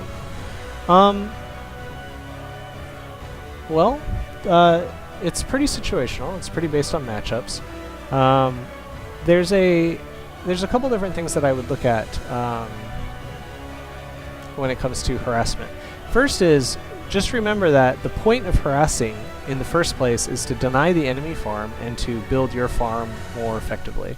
So if you're ever choosing harassment over getting the last hit, it better be because you're starting to move towards the potential of actually getting a kill, right? If you're moving in the directions of getting a kill, then you can start to say screw it to the farm and then just focus on trying to develop a kill. But you have to be confident that that's actually what's going to happen, right? If you're harassing just for the sake of harassing and you're missing farm, it's not worth it. Get your farming under control while you're doing your harassing. Harassing is important, but it should be secondary to actually scoring the gold. I think that learning to manage waves is really, really important in League, and with specifically with I'm trying to find a replay I was actually going to show you, because I've been playing a ton of Quinn top lately, and I wouldn't mind kind of showing you how I like harass and stuff. I don't know how good this game is. It's a defeat. It's a loss, but maybe we'll take a look. Oh snap! I heard a notification, but I didn't catch it fast enough. I will find this notification. I was so excited.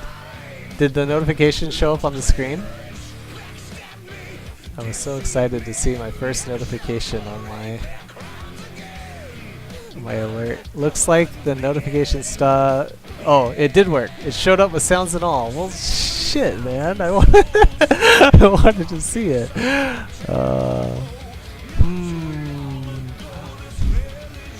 Isn't my Streamlabs just supposed to tell me, or like have a history of what people did?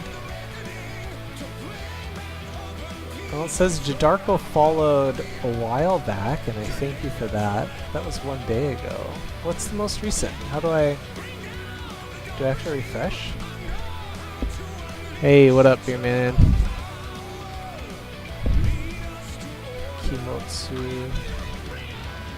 Dang, I missed my alert and it's not showing up. Oh, I wonder. Well, thank you so much to whoever followed and pinged me.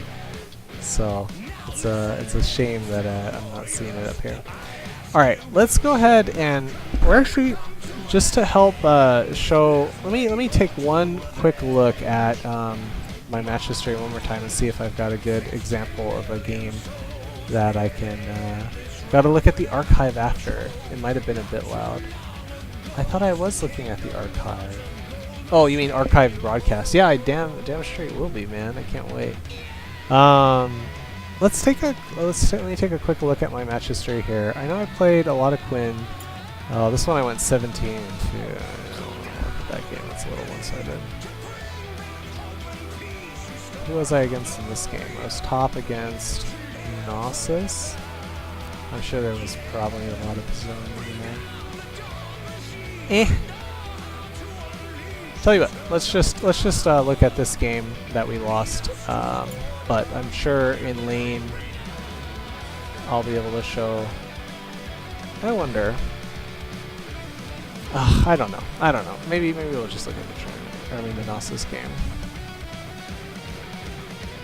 Maybe we'll look at both. We'll see how much time we have.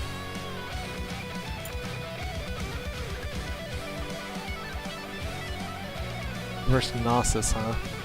I wonder if I get whacked in lane. Alright, oh, where's the download button? Overview? Oh, no, I guess I have to be back at the actual... Did I close that? Okay, here we go. Sorry, I know I'm mumbling. Alright, let's take a look at both of these, and we'll specifically look for harassment and poking and trading in top lane as a ranged DPS dealer. And then I have another resource for you as well. That will be pretty handy. Alright, let me, where's my Twitch chat as well? I'm reorganizing so that way on my left-hand monitor I can show off some gameplay here. Okay, bump, bump, bump, bump. Here we go. Let me go ahead and add a new scene, which we will call League Replay. Boom. Oh, it's dark. Add game capture. Replay. Side note. Got it.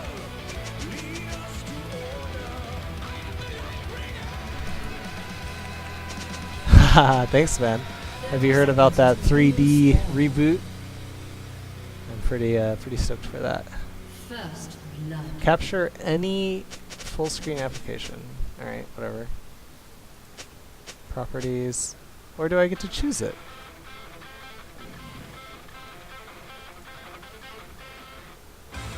Is it not on? Oh, why am I such a noob with this kind of stuff? Capture specific window, capture foreground window? Where do I get to choose my game? Oh, here it is. I don't like the new Steam here. Boom.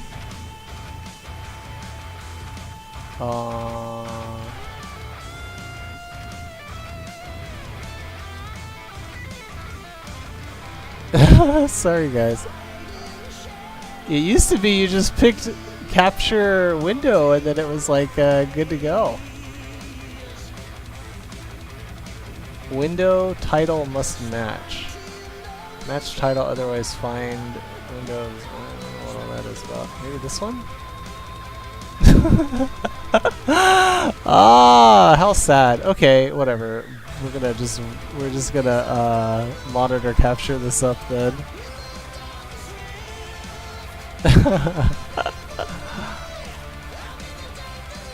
What up, Doug?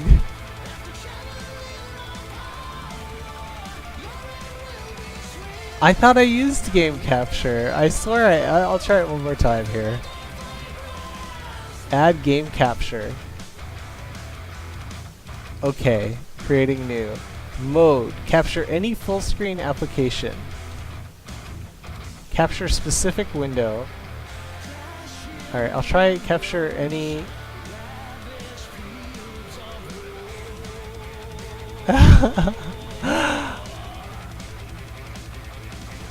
Yeah, I don't know, man. Properties. Capture specific window. Window, League of Legends, client. Oh! It didn't work. Okay. Alright, well, whatever. We made some progress. Oh, what the heck? I want it to be above my background. There we go. What is this black box on my screen? Is this it? Do I just remove this bad boy? Alright! We made it! We kind of made it. Alright, now that the laning phase is over, geez, how long was I doing that? Oh my god, this is a game I was in mid lane.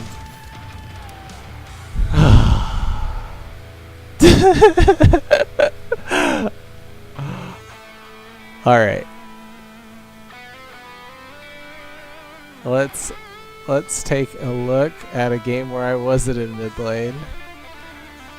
I don't know much about this Tryndamere game. I see the problem with this Tryndamere game is that I really distinctly remember him like cavemanning me a few times and dying because of it. And I don't think I want to show an example of him getting cavemanning me. I want to give like a real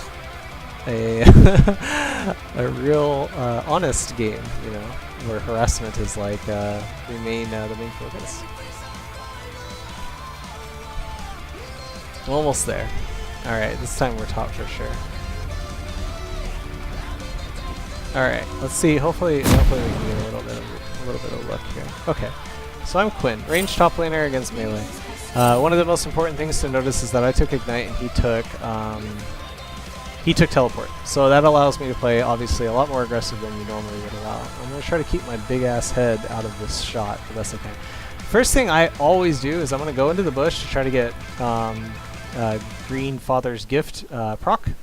And then I shoot him from max range. Again, this is really important. Max range auto attack. And as soon as that auto attack animation is over, I immediately start strafing towards the bush. I choose to attack this minion because of the Quinn mark. You know, I don't necessarily. I'm gonna move this a little over here. That way it's easier to see. I normally wouldn't have attacked a minion there personally, but I would have moved. Matt, you are a god amongst geeks. Do not worry. But I attack this just for the MS and attack speed bonus. Actually, you don't get that with Quinn until W. Until you get W. I attacked it because I wanted to. So into the bush, barely out of the bush, auto attacks the Trynd, into the bush. These minions, they don't even get a chance. Auto attack, back into the bush. They don't even get a chance to really return fire. You know, look at my HP. Into the bush, out of the bush. Last hitting, I don't want to miss the last hit. Auto attack, into the bush. Harrier proc. Notice the timing of which I exit this bush. I'm going to play it at normal speed here. So auto, little Harrier proc. Auto into the bush, auto into the bush, auto into the bush, right? Auto into the bush. See how quickly I move out of the bush, and on the first available frame I auto attack and then go back into the bush. So Tryndamere tries to all-in me here, and this is why I wasn't very look at that Q. I wish I could move back just a little tiny fraction so you guys can see my awesome Q. Look at this. He spins on me. Oh, there was like a wiggle there. I missed my Q. I think I could have killed him right here if I didn't miss my Q. But that's okay. Anyway, back to the grind. And remember, I'm really, no matter how much I harass Tryndamere here, I really don't want to fall behind in farm or lane control. So, you know, throughout this lane, I'll always be taking a peek at my, like, last hitting. You know, so right here, again, auto-attacking Trynd. Another thing with, like, ranged versus melee is that you 100% of the time, if the melee is taking up space, you have to do one of two things. You have to give him the lane, or you have to auto attack him. There's no alternative. If you do alternatives, you will always lose, and you will always create more situations where you're going to die. It's one or the other. Clean cut, decisive. Give him control of the lane, let him push you into tower, last hit at max range, or if he's in your space, you must initiate. So I initiate, he spins in on me, but you know, again, I've got ignite. He had his thing up, but I still had flash. He teleports in. So in this case, I'm giving him the lane, right? Oh, he comes at me. I think it's because Warwick was top. I'm sorry, this isn't a fantastic replay. We actually lose this game. But anyway, here I am. I'm doing my last hitting thing, and I know Warwick's up here. And again, really trying to focus on getting every creep. Pretty good for under tower. And then again, here I'm giving him the lane. Notice that because my health is now super low from that gank and or from that fight, and he teleported in. Now I'm in a situation where I strictly, really strictly, just want to last hit. The harassment on Tryndamere no longer does me any good, so I'm not interested in poking him. Notice I don't even poke him at all. Sure, I'll take the Harrier, I guess. He like comes in on me again. Oh, that minion bodyguard. That was messed up. So I guess I'm poking him here. One of the reasons I'm auto-attacking him a lot here is because his spin is down. So because his spin is down, there's nothing really stopping me from just repeatedly auto-attacking him. But I still really want to focus on farm. I missed that one. Oh, gank is coming. I don't think we get this game. Yeah, that's fine. Alright, and then recall. I'm going to try to look at one more wave, and then I'm going to try to go to a different resource for you. I hope I do some more harassment here in the middle stage of this fight. Okay, Tryndamere's MIA. Notice me spamming oh, you can't see my minimap. I think it's time for my big-ass head to get out of the way.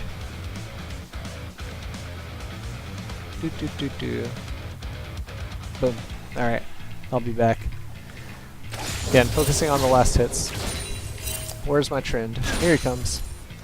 Okay, So again, one of two things, right? You either hardcore engage on them, or you, and by engage I mean auto attack them, or you give them the lane, right? In this case, we're back to engaging. If Trynd ever comes up, I should auto attack the crap out of him. He came in, I shot my Q, he spun out. So here he goes for a farm. Now, I could have harassed him there when he goes for that creep, but again, I really want to emphasize the minion. I don't get it, but I emphasize it. I realize, shit, that minion's going under tower, so I better. Yeah, Adrian did actually pretty good this game, I think. Oh, I'm probably not supposed to say that name. I'm a good streamer. Anyway. Okay, yeah, zoning. If he goes for anything, I should attack him at max range. There it is. Auto back in the bush. And then again, I don't want to miss creeps. You never auto from the bush. It's always barely when your character disappears into the... I missed an auto there. That was pretty bad. I think I got nervous at the game. And these minions, I also don't want to be in his face, like tied up in a fight. And instead, I want to be, you know, last hitting. Get that cannon. Because my wave is bigger here, I'm not as desperate to auto attack him for the harassment. So here, minion, right? Now, I have so many minions. I have a ton of minions. I do see Warwick with my ward. He did a sweeper plant. But I just want to stress the idea that I have a ton of minions and I could probably fight, but right now, I just really want to make sure that I get every single creep. Part of it's with Warwick, I have to give a little bit of space. I kind of want these, but I'm still a little shy. So I get another ward down. I see him. Oh, I troll a little bit. You know, this is where I'll I'll end my replay on this note. This is probably why we lost the game right here.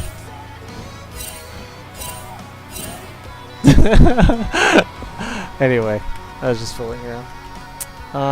Let's go ahead and yeah, we could probably trace my loss back to that. Oh, window capture. Game capture.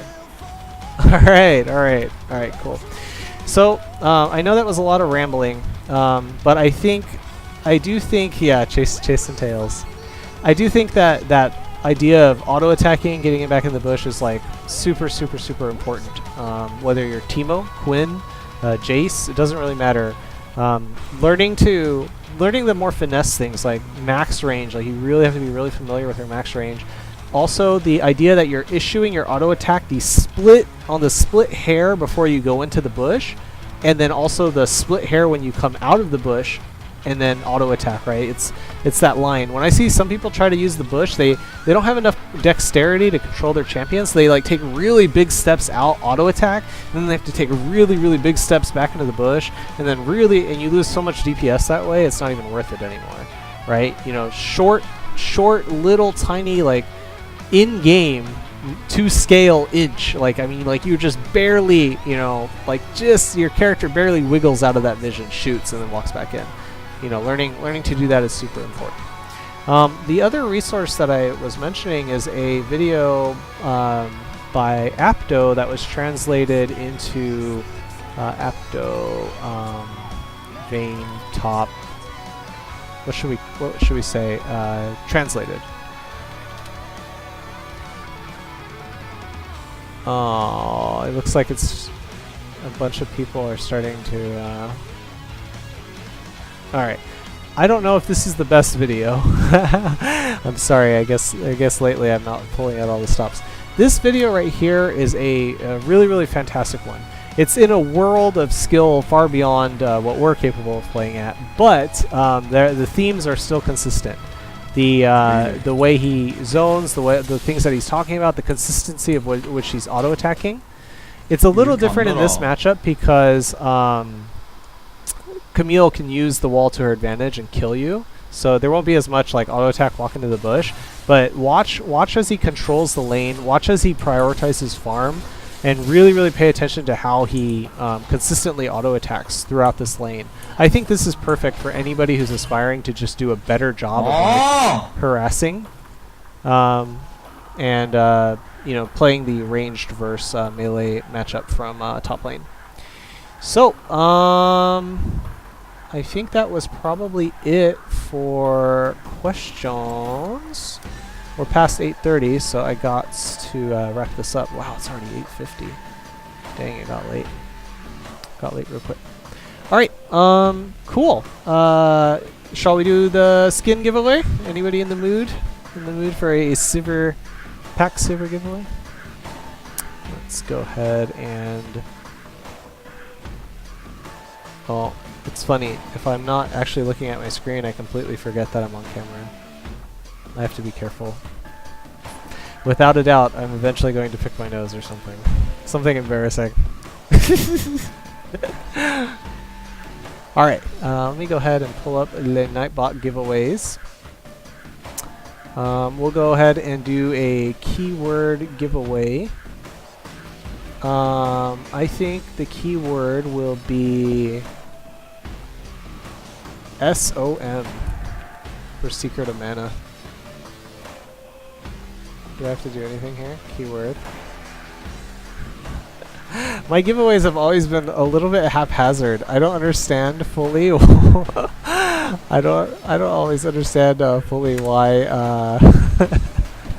why my keywords never give me the results that I'm looking for, but it always cracks me up. All right, so Secret of Mana, or actually SOM, is your keyword, and go ahead and type it into the stream to get registered for the giveaway.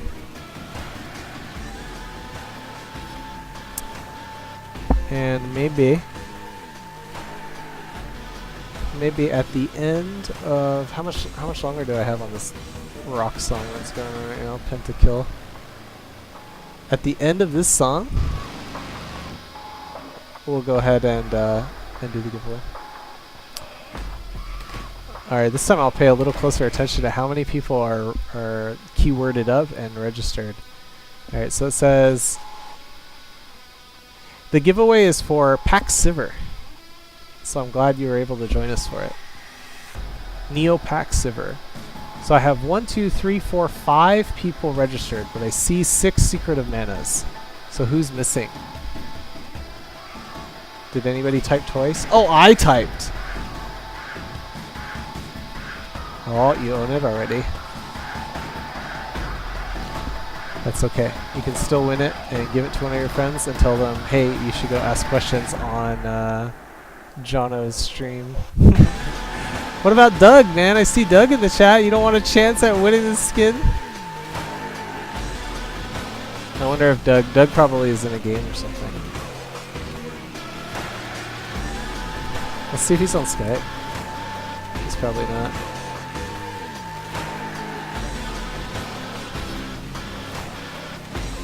What's up, Doug? No? You're not gonna enter my giveaway? That makes me sad. Well, I would say tonight is probably the best shots at winning, as there are 5 people, so that's like 20%. Man, oh man, I should just be selling these, I think. Yeah, I wish I was in game 2. All right, let's go ahead and roll it. Oh, I wanted to put it on the stream, didn't I? Boop, boop, boop.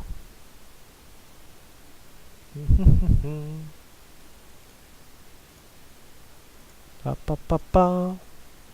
Bum bum bum. Bum bum bum bum. Nightbot. Okay. What? Why can't you just be normal? Why can't you just be the normal size that I want you to be? Why you gotta be freaking ridiculously humongous? What did I do to deserve this? Can I use the Windows key? Nope. Preview scaling? Canvas? Nope. Preview scaling output? Nope.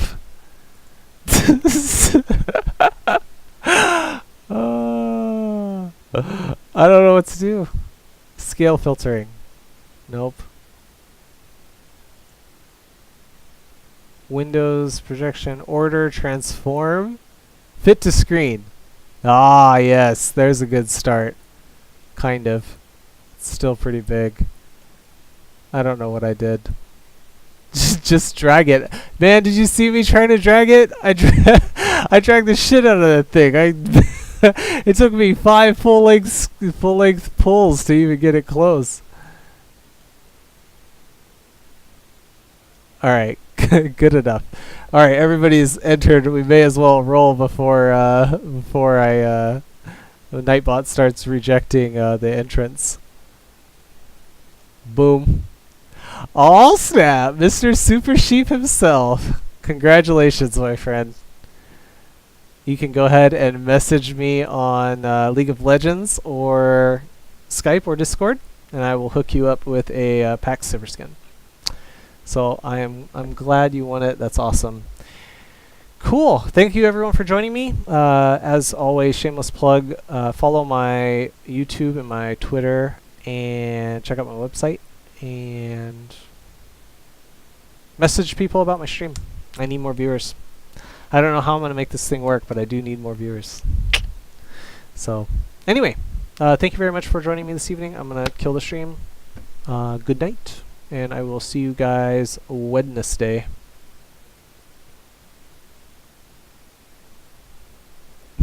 You too, Doug.